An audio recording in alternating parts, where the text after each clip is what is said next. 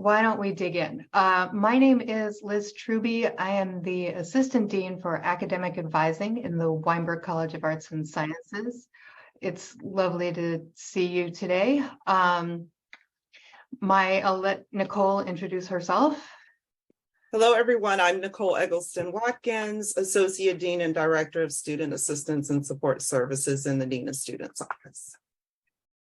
And we are usually a fantastic team of 4, but one of our usual co-conspirators is in Aruba, and the other one has had something come up last minute, so we're down a bit, so please bear with us. That also means that you're going to have to watch me try to make PowerPoint work.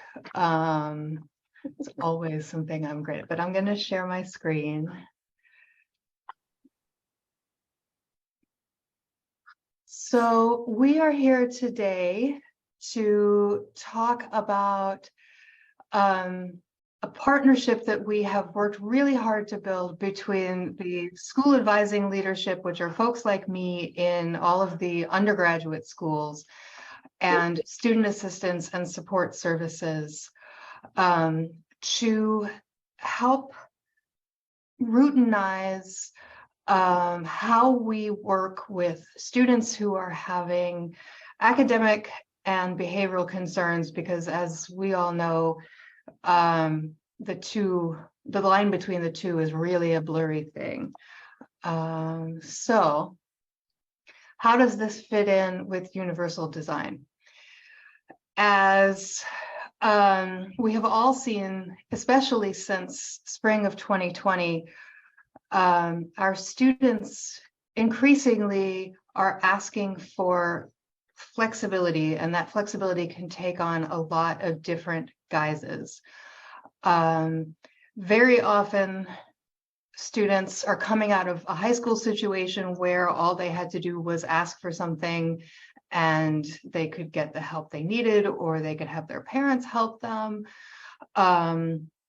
or they're just taking part in a culture of one-off support that we have here at Northwestern. This puts faculty often in the position of having to determine what is an appropriate response for their course, for the requests that students are making. So we put together a process in this presentation with the idea being to talk about how can you help ensure that struggling students are getting the support that they need, and on the other side of it, how can you design course policies that provide reasonable flexibility and maintain the structure and learning outcomes of your course for all students, so that you can have a good policy that's going to fit, maybe not all, but as many situations as you can. So this is what we're going to talk about today. Nicole's going to give an overview and some context for the work that we've done between the school advising leadership and student assistance and support services.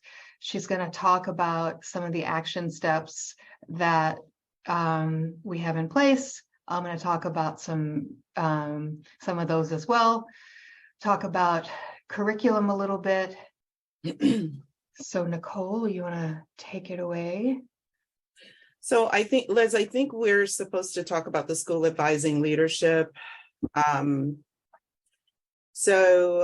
Within each school, there's an advising leadership team, and these leaders are working on the Evanston campus with the undergraduate schools.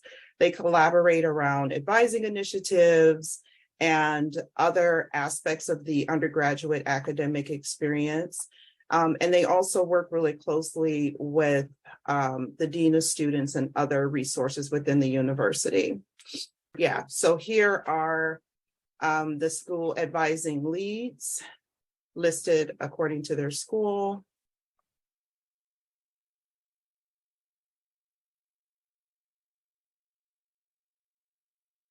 And then student assistance and support services, the small but mighty team that that I lead. We are non-clinical case managers who work to help remove obstacles by creating well-coordinated network of services for students. And so we're very much invested in wraparound support with our students. And that's where our work with the school advising leads really comes in, as well as we'll talk a little bit more about the action guide. But that's me, that's my team, and Kylie Hutchins is our program assistant. So in recent years, as Liz was saying, we have noticed an increase in things like flexibility, but also in acuity of mental health concerns or physical health concerns with our students. And our students have, over the years, kind of chosen a variety of different paths to go down to different paths to address those concerns or to seek out resources and support. But what we've noticed is that the concerns, are coming in from all different places, and it became a little difficult for us to really stay on top of these, to track it, and then to also ensure that there was a sense of equity across what sort of resources and support that we're connecting students to, and how we're providing that support. And so this protocol was developed, and it was based on these 3 E's, the principle of equitable, making sure that all students have the same referral process to SAS across the schools, that it's effective, and that schools will be able to track those students who are most vulnerable in their community, and then also allowing SAS to be able to focus on the service delivery to these students, and so that students would know who their contact person is and who their point person is, so that they're not activating all systems all the time, and having 2 professors and 1 dean and an academic advisor all trying to resolve the same issue for them, and that it would be efficient. Meaning that a student will exhaust, or any situation would exhaust, all of the resources within the school before referring out, to prevent the kind of the back and forth that could happen if we did not do that. So we developed this action guide, these action steps for common behaviors, and it's difficult to kind of have an exhaustive list of everything that you'll see in your classes and your interactions with students. But the action guide does range from some of the things you would typically see when there are emergency concerns, urgent concerns, and so forth, all the way down to potential concerns to monitor where there's no action that necessarily needs to be taken in that moment. And as I said, for every presenting concern, there's recommended action steps, and then there are follow-up points of contact to ensure that not only are we resolving the situation, but that we're closing the loop, and that it remains on someone's radar to be able to continue to track and follow up long-term if needed. So let's take a look at the action guide. So we start with emergency concerns. In situations where there is an emergency concern, the immediate step will always be to call 911 or NUPD. In these cases, we are talking about, I know that there's a national movement and a lot of concern about police involvement, but when we're talking about situations such as an active suicide attempt or intent to harm others, the immediate step in those situations is to call 911 or our Northwestern Police Department. And then the follow-up step would be to inform the administrator on call. There is for those who are unaware, there is an administrator on call 24 hours a day, 7 days a week, 365 days a year at the university. And so by calling that number, And then we also have an after hours number. One can always connect with an university administrator to report concerns or even to consult if there's questions around an interaction or something that's happening in the moment. So that's emergency concerns. Let's talk a little bit about urgent concerns. Those are things where students may make a suicidal statement during a conversation with you, for example, in office hours. It's a human condition, and as humans, we don't necessarily need to have 300 hours of training to be able to sit with a student in that moment and talk with them and try to get them connected with CAPS. There are some students who are incredibly resistant to wanting to utilize our on-campus resources, but if a student is making suicidal statements and it's concerning to you and they're resisting to want to connect with CAPS, then the next best option would be for you to connect with our administrator on call to come up with a strategy or a plan to be able to help support that student in the moment and get them connected to the resources that they need.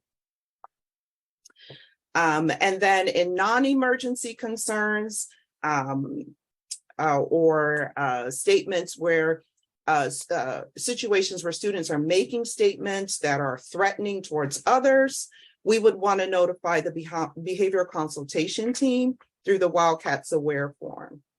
In both of these situations, you'd want to also notify your school advising lead to just make them aware that it has occurred. And then if we can go forward, and then there are non-academic concerns that sometimes will creep up once again, like in office hours or in conversations with students. Say, for example, if a student discloses an assault, sexual misconduct, sexual assault, discrimination or harassment, the immediate step in those cases is always to notify the Office of Equity, not SAS, not your school advising lead. There's a sexual misconduct form that's online that you can complete to report what was said and what happened in that exchange with the student, or the discrimination and harassment form. Our office does not have a role in overseeing those sorts of concerns that potentially can bubble up. And we like to make sure that there's a direct communication between the reporter and the Office of Equity in those cases. So when you think about things like disruptive classroom behavior, I know this never happens at Northwestern, but if by chance you are in a situation where you have to manage a student who is having a difficult time managing their behavior in the classroom, and you've already redirected and talked with the student, and you've kind of exhausted everything in your classroom management toolkit, the Office of Community Standards would be the point of contact, and you can notify them through the general concern form.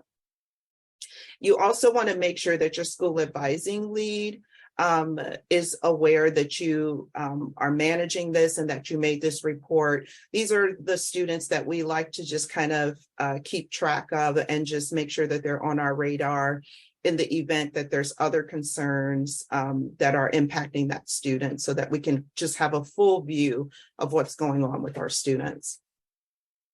And then there are instances where students may just share general mental health concerns, like they're struggling with depression, or they have anxiety, or they're feeling anxious, or any other like well-being concern. You can connect a student to CAPS, our counseling center on campus.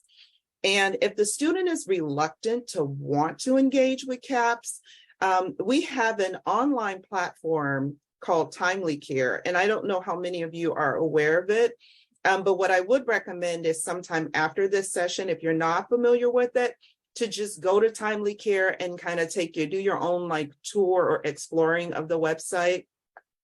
It's a pretty comprehensive mental health platform. It offers counseling services, so telehealth, mental health services. It offers this great program called Talk Now. I recommend it to every student that I meet with who who's just feeling anxious or just feeling like they need to have immediate access to someone to just kind of talk things through. That platform or that particular service in the platform is really helpful in the moment with de-escalating students who are feeling anxious or unsettled about various things. And the last that I want to highlight are if students share financial challenges. And this is one that's a little complex for all of us. We can relate to some degree given our country's economic state.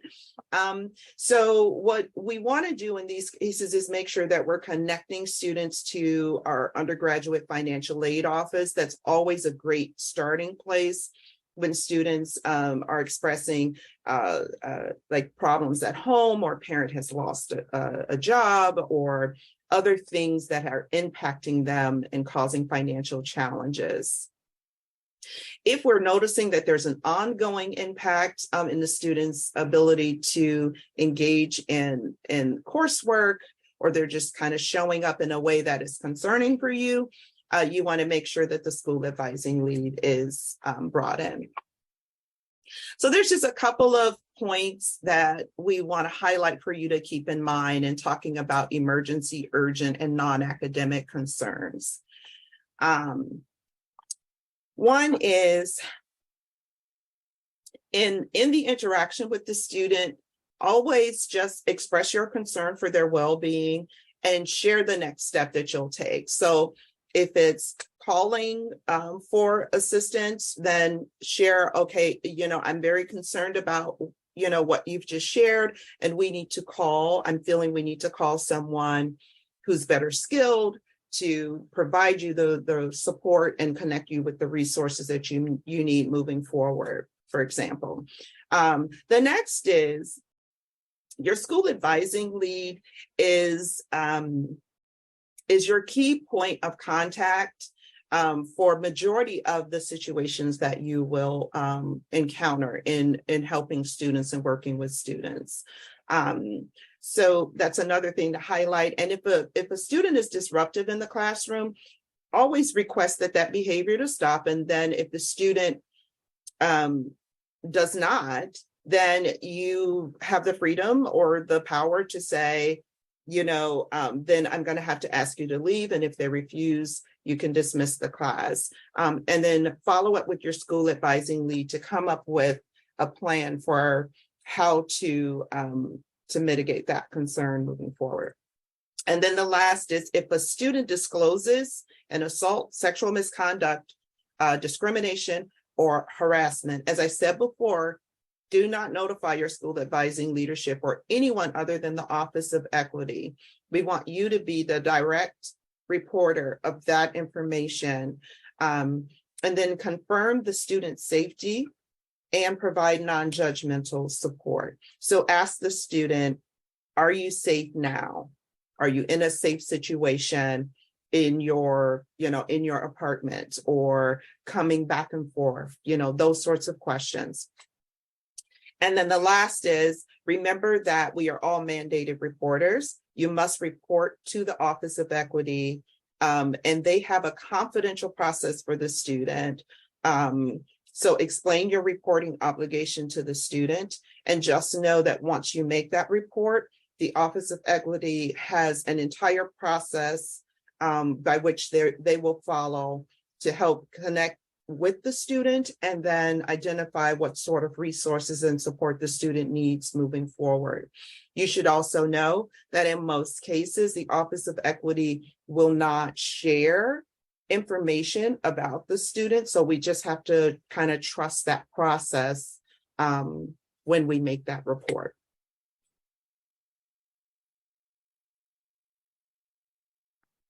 Thanks, Nicole.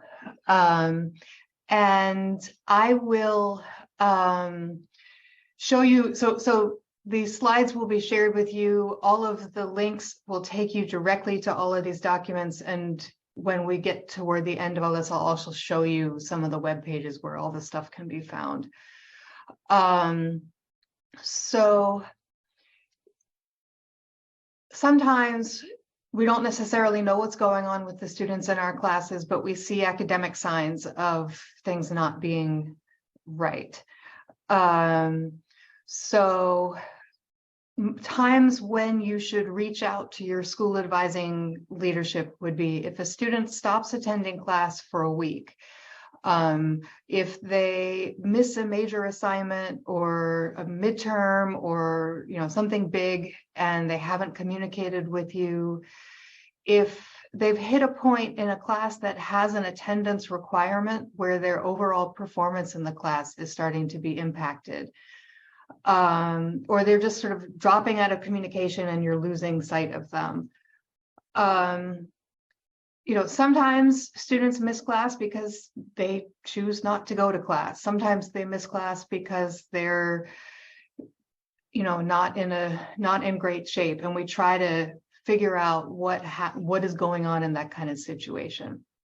Maybe a student has disclosed to you that they are struggling with motivation or keeping up with their academic load, or that they have well-being concerns that are impacting their coursework. They have family issues, they have mental health concerns. Your best first step in this sort of situation is going to be to reach out to me or my counterparts, depending on what school you are in. If the student in your class is not in your school, we will figure out where the student, where the student's home school is and get the right people involved. Speaking for myself, Weinberg has about 4,400 students, and we have students from all schools in our classes. So we do our best to, when a concern is raised, I'll get the advisor involved. I'll reach out to the student myself in some cases. I may immediately pass this over to Nicole and her team.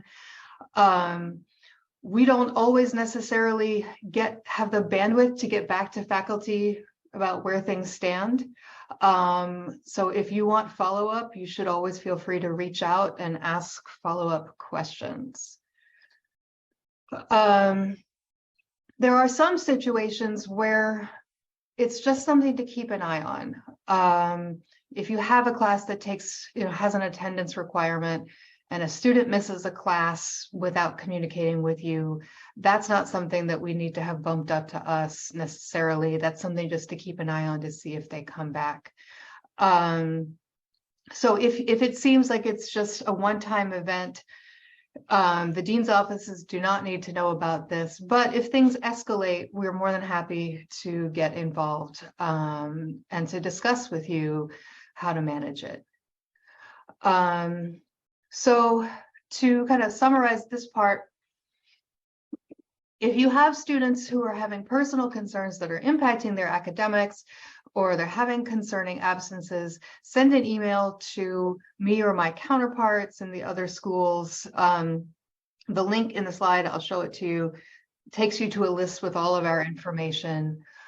And we will triage and get going on this as quickly as we can.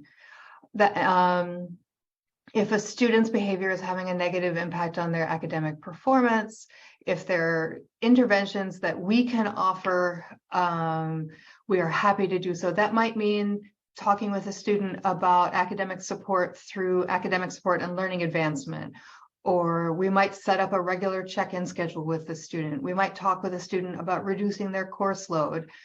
And, there aren't always this type of straightforward situations. And when, like I said, that the line between what is an academic issue and what is a non-academic issue is blurry at best. So when in doubt, you can always contact your school advising lead to discuss. So the importance of having this action guide is really that you know what we're going to do when you contact us, and you know what student assistance and support service is going to do when we contact them, right? Everybody knows what everybody's going to do. We're going to check in with the student. We're going to try and get in touch. We're going to give them a limited period of time to respond before we kick things up a notch. We're going to check on whether the student is attending their other classes, things like that. And it helps us treat these situations equitably. A few other notes.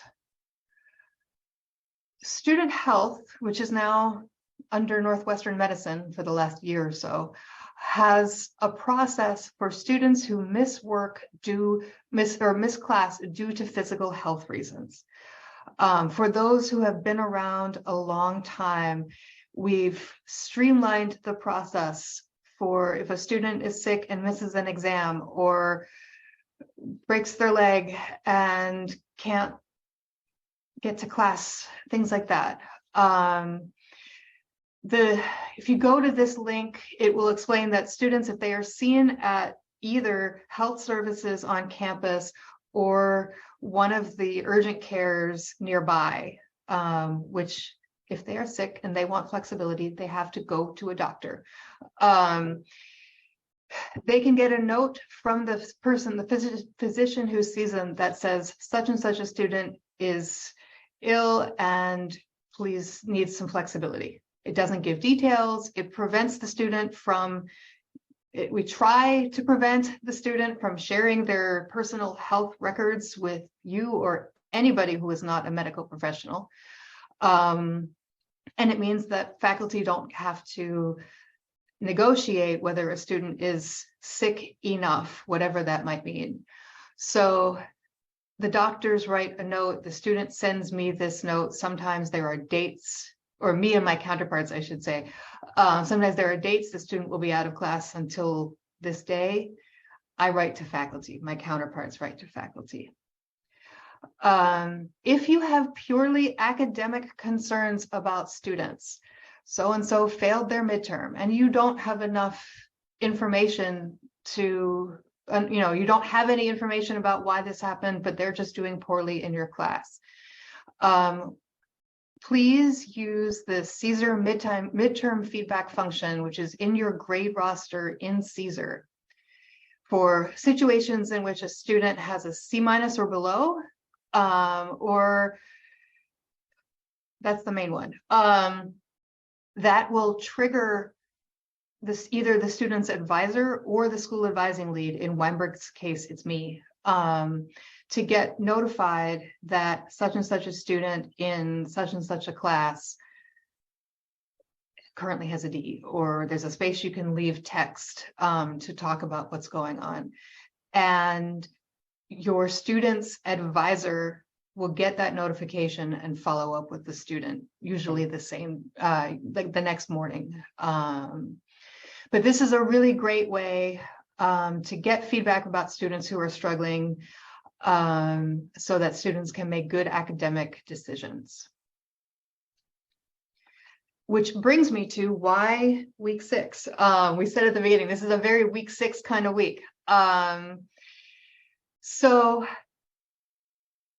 there are key points during the academic term that we rely on as students make decisions about what to do when they may be struggling academically or personally or both. First of all, it's always important just to say the deadline to add a class is the end of the 5th day of the quarter.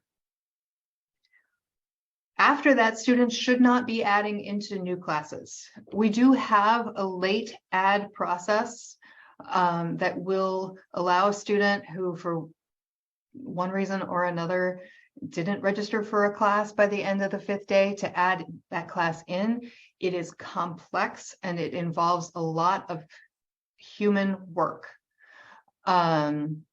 The absolute deadline to add into a class is the end of week 6, which is also the deadline for students to drop a class. We will not put a student into a class if they could no longer drop it.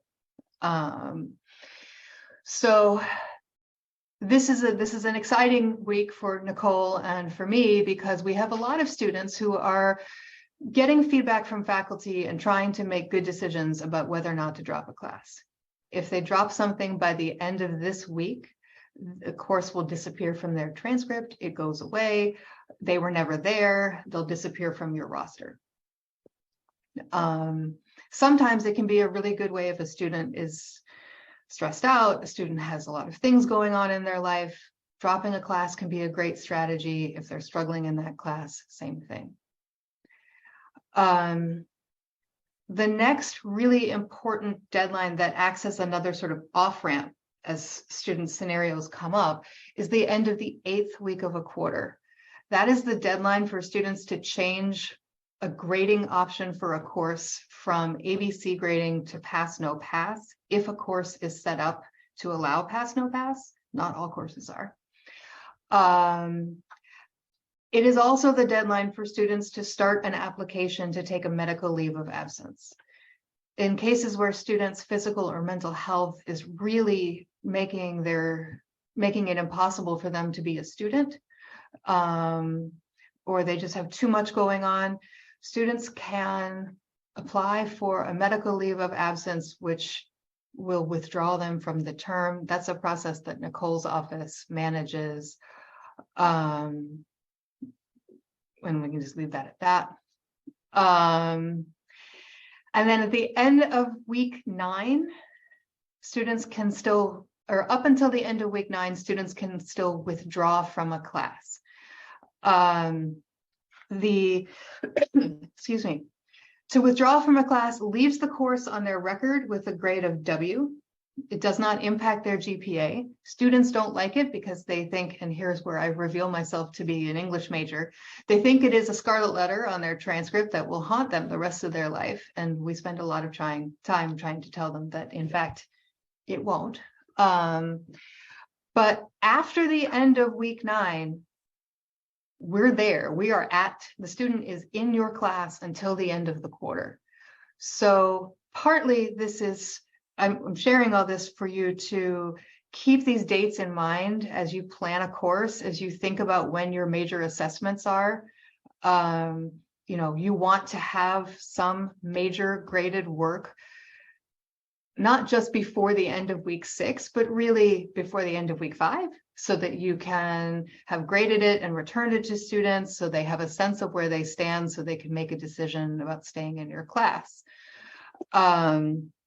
If you have a student who you haven't seen in 3 weeks and we're getting near the end of week 7, that's a really good time to let me or my counterparts know about it, so that we can try and track down what's going on and help the student make some decisions while they could still potentially, let's say, take a medical leave or withdraw from the course.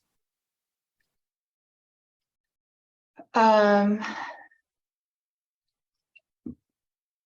you think about course design,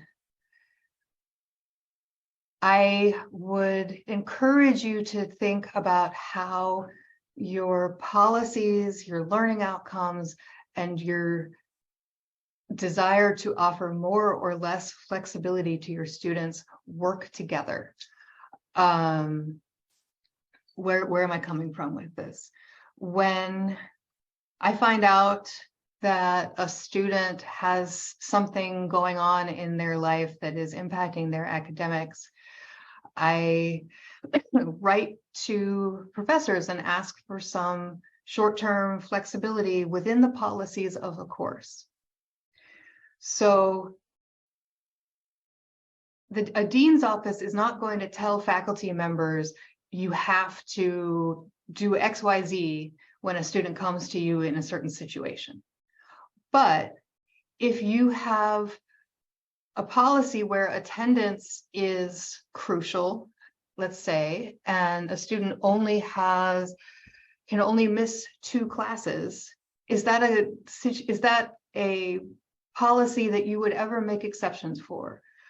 What would it look like to make an exception to that policy? Can a student who misses 3 weeks of your class still achieve the learning outcomes of your course, right? So these are all sort of tied together. Generally, when the school advising leads are working with students, or when student assistance and support services is working with students, we're talking about short-term flexibility. Usually I imagine that being about a week or so. Sometimes it's a little more, sometimes it's a little less. But we all know that the quarter is short, and that there's a huge difference between missing 2 or 3 classes and missing 6 or 7 in terms of a student's ability to master the work.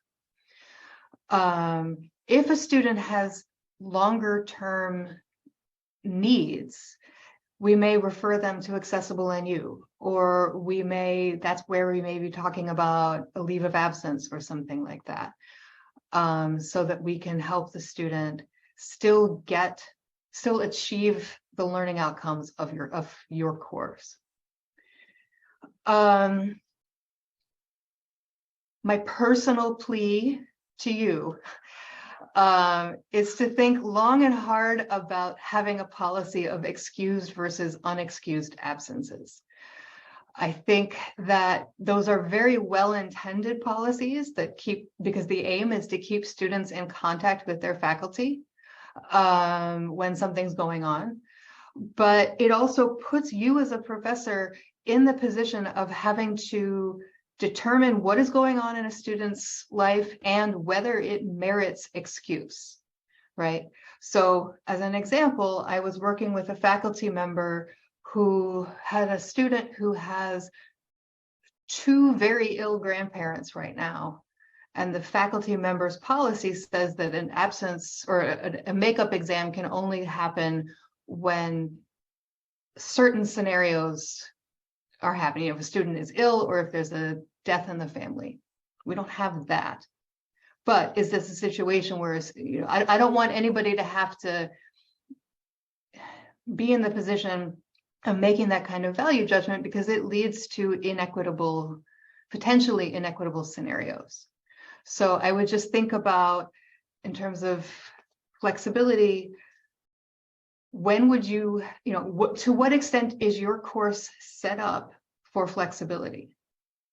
Also, on behalf of my colleagues in the dean's offices, this seems a good moment to point out that for a student to qualify for an incomplete grade, they need to have completed at least half of the work of a course, and the student has to have been engaged throughout the quarter and be able to pass the course.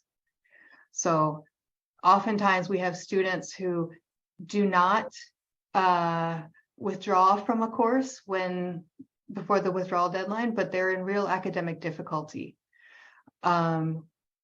In order for them to take an incomplete so they could finish the course later, we would need to know that they've done at least half the work, they've been engaged through the quarter, they can pass, and they have a documentable reason why they couldn't finish the work.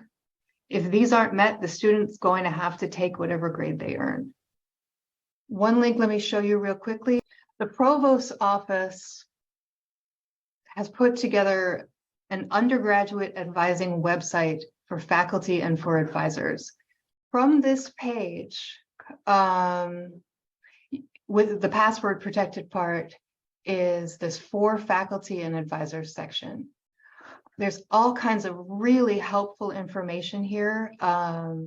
How you might want to help a student who is talking about financial challenges or social and emotional wellness issues.